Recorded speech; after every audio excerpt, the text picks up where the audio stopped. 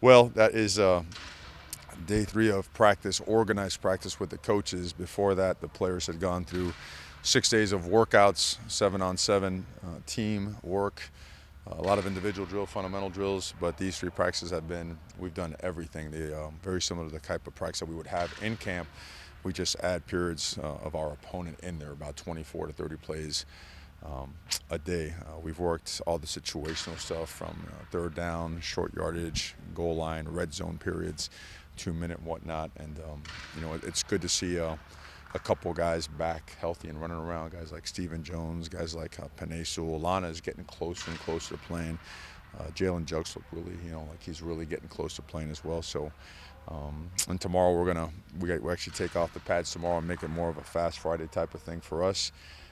Before we give them a day in between. So we're trying to go in 4 days, day in between, and just keep preparing for Michigan State. You've left the door open to a couple others, Tony Brooks, James, Andrew Johnson. Where do they stand at this point? Andrew Johnson has been practicing and looked good. We're still a little bit cautious about letting him go full tilt. I guess I'll have a better feel for him by the end of the week, but he has participated in half-line run drills, which is, as close as you can get to the real stuff. Tony Brooks James is still, we're taking a little bit slower with him, due to he had a more significant injury. Nothing that's going to be, in any way, shape, or form keep him from playing in the future. Now, in terms of the game itself, it'll probably be pretty tight. It'll be pretty close whether he can play or not. With DJ Johnson now being eligible to play, is that something that you guys will throw him out there and see how he does, or is he fit into the game plan right now? Absolutely. We recruited him for a reason. He had the type of length, size, athleticism that you look for at that position. It's kind of neat. I was all over him today because, hey, man, where was that effort while you were on the scout squad? So but that being said, he's a really good young man that's worked hard. He's really spent more time in the playbook. He asks the right questions all week, and I think a lot of the guys are they're taking time out of their regular regimen to teach him and get him ready because they recognize he's a guy that could really help us. So as long as he keeps progressing like he is, you can expect him to play. What does it mean to find out he was somebody you could have available for this? Well, we knew it when we first tried to get the waiver for him, and we just kind of got lost, amongst all the other stuff. It's such a non-busy time of year that things like that. So it was like, hey, that's a great surprise. But we're grinding. We had some grinder practices. We probably got to turn it up in here and make it a little bit hotter. We're trying to make it 63, 65, what it is out there, but probably turn it up a little bit more this next week. Did it strike you yesterday the fact that Vegas Bowl was going on and how chaotic last year was, and just to be able to devote so much time to recruiting this weekend and to still be able to game plan over the next couple of weeks? Chaotic might be the understatement of the year. One day we'll all sit down and I'll give you a minute-by-minute chronicle of what that was like. But it's incredible how that passed. I can say I had a hell of a one-year treat. A friend of mine put me on FaceTime with The Undertaker, and I'm a big wrestling fan. All those guys, and that made my day. So you can hopefully we can get call him Mr. Undertaker. Hopefully we can get him here for some practices and be around our guys. What does it mean to you that Jalen and some of the guys that will be preparing for the draft after this bowl game are going to play in the bowl game? It means they're made of the right stuff, in my opinion. And I think also it's a recognition that, some guys are in situations where good play in a game like this that's going to be scouted heavily could help them and their status in the draft as well. So, and part of that is, again, it's always it's a personal and a business decision. And in these cases, I think most would all agree that this makes good sense. To this game specifically, Mario, I know you're familiar with their personnel a bit, but just talk starting with Willikis and the matchup there, where probably Panay will be getting him quite a bit. He's one of the better defensive ends in the country, and they've got 2 corners who one's entered the draft. They haven't said if he's going to play, and the other is up against the redshirt rule. Just what you see in their secondary as well. No, there's a reason that they're ranked so high defensively. I know we talked about the run game, the run defense statistics about them being the tops in the country, but if you look at overall, third down defense, red zone defense, points allowed, it's hard to argue that they're not one of the better defenses in the country. And what stands out is the fact that they are just a physically tough and disciplined defense that can run. They can run. Played them, coached against them in 15, and they could run. They disguise everything really well. They're a challenge, and as you watch them play against the Ohio States of the world, and the Michigans of the world and Penn State, I mean, they are creating a lot of issues, a lot of negative plays. They're controlling the line of scrimmage. So for our players, it's been great because they recognize the challenge, and also having this extra time off. They're in that film room just studying. You know, they're taking advantage, knowing that once you get over there, it's kind of different. You know, you have mandatory events and all that stuff. So they've taken the approach and understand this is a really important game for them, for us, for the program, for the university, for the conference, right? So a lot of things at stake here. So how many practices will you do in Eugene, and how many in the Bay Area? We'll have tomorrow will be practice 4. 1 day in between off. There'll be another 4, and then over there we'll have a full 5. So we'll have 13 practices total organized with us.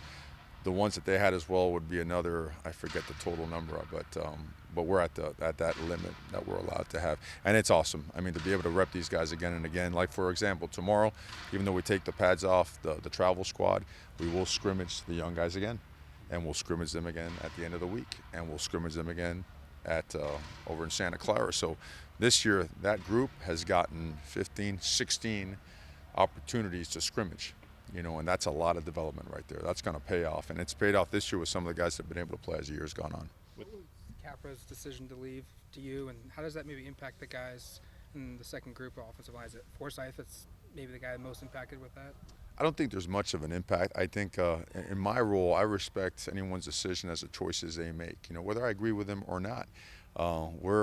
We're a high-level competition type of operation now, and we're going to stick by that. That's what we're going to do. And, you know, if it doesn't fit someone's plans, then you know what?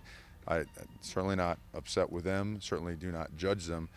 There's reasons for a decision, and we support. I mean, at the end of the day, these are 17 to 21-year-old guys, and they have, you know, they have decisions to make, and we support them, you know, whether it's with us or not. Was it playing time? Oh, I don't want to, you know, Right. I don't put guys stuff out there, you know. Again, that's a good family and a good young man, and wish them the best. And you know, and we're thrilled for the guys we have up front. I mean, let's, you know, and the ones that, you know, should be coming in here real soon as well. We're you know, we're pretty large and explosive up front. When you speak about the development process of the Bulls especially, how much do you have to balance that, Mario, of closing this out for the seniors that you do have? But you mentioned, like, Tony's hurt, could be close to the game. Kickoff returns was an issue this year. Yep. Are you going to be auditioning guys for next season at that position? Frankly? Auditioning, there's an interesting one right there. Well, you know, we're going to, for us, these guys have worked it. You know, Jalen Red's worked it back there. A guy that hasn't been mentioned much that is really good at Javon Holland can really do it. You know, Travis Dye has done it back there. So you see, we think that Bobby Williams really made a big impact in our return game. And we've had some opportunities this year, albeit one penalty that called back a long run. So it's something that we're full throttle about. So whoever is capable and healthy to do it is great. If Tony is back, we'd like to have him back there because he is a guy that can change the game with one shot. So I don't know if I answered your question, but I don't know if I understood the question, quite honestly. It's been a long day, man. You know, we'll sleep sometime after Wednesday, right? So, but no, it's been good. You know, part of the way these guys have approached, you know, the work. You know, you always wonder when you come off the road, you've been gone, right? You touch base with all the guys nonstop. You want to keep them engaged. And you show up for practice, you're like, okay, what's it going to be like? Well, if the culture is getting where it needs to be, there's excitement about it, and competing is fun. And today, you probably heard from outside, the hooting and hollering that was going on and the challenges that were going on it brought the best in a lot of guys. So we want to keep that energy going. You can't name specifics for guys for recruiting, but where do you feel like this class is going into Wednesday? Are you expecting any surprises or anything of that nature for you? These trick questions, man, are tough.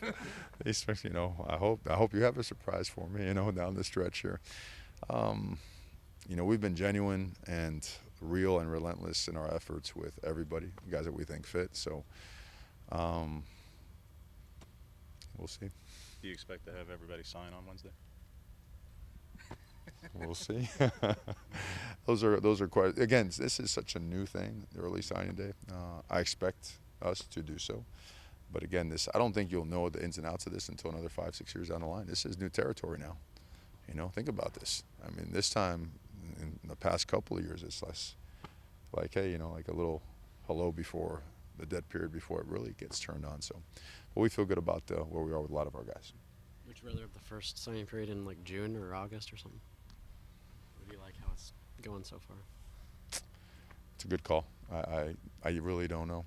I really don't know. We'll see how Wednesday goes, and then we'll make a definite answer on that. This does alleviate some of the things that transpire, between, and I'm talking about from a budgetary standpoint, right, from a understanding where your roster is, a roster management standpoint, from a student athlete making a decision too, knowing where he stacks up on a team's priority list, right? Because if they haven't been recruiting you and they try to come in later, they're telling you something. So I think there's a lot of good with it, and I think the NCAA and all the teams and coaches are still trying to figure out all the ins and outs and see exactly how it fits.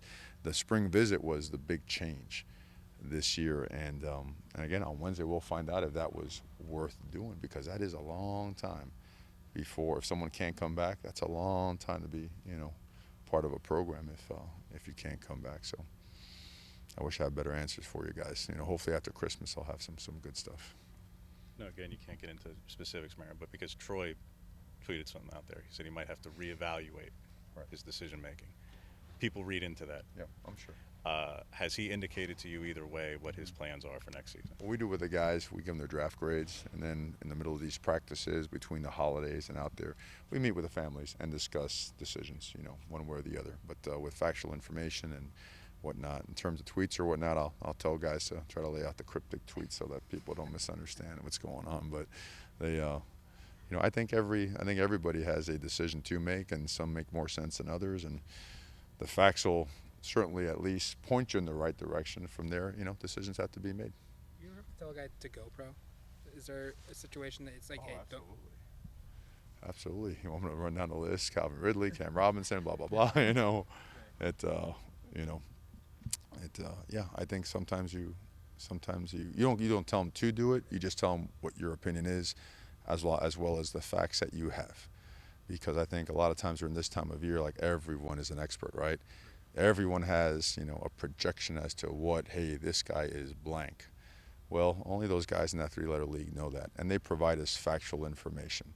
And once that's in hand, then we sit with the families and go over the pros and cons, not to mention the benefits of staying, the benefits of, that come with going, and all the outside stuff. There's a lot that goes with it, financially and, again, just personally. So it's a pretty detailed process, and it's well thought out and requires a lot of time. And I know everybody's itching for an answer on a couple of those guys, but we ain't gonna keep anything from you. Once we get to that resolution, we'll get it to you.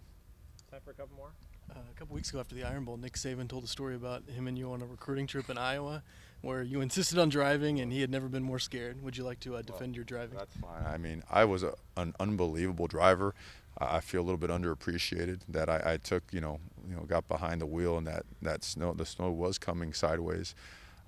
It was a great visit. I'm from the United States. My parents are from Cuba, Coach Saban, but it was a real memorable time. It was those early years over there working with the University of Alabama, and that's those car rides and those flights is when you really kind of get to know each other as coaches and whatnot. And it ended up great meal. I just remember he was really, really nervous because there was a potential issue with the plane not being able to get back to Tuscaloosa because it was coming down sideways. So he was in that house kind of, and I'm going, let's get this guy before we leave, But Ross Pierschbaker and his family, awesome young man. So I made All-American the other day. Certainly worth the time and effort. You had seen snow before at Rutgers, though, right? A lot of snow. Yeah. A lot of snow. That was my first day. I was convinced to go up there to Rutgers University. I landed at 12 o'clock. Greg Schiano picked me up, took me to the hotel. There was an apple pie, a large pizza, and a glass of whole milk. That was I'll never forget that. And the next morning I had the, the loafers. And as I was walking out, they said, hey, someone left this for you. It was an ice scraper. I'd never seen one before.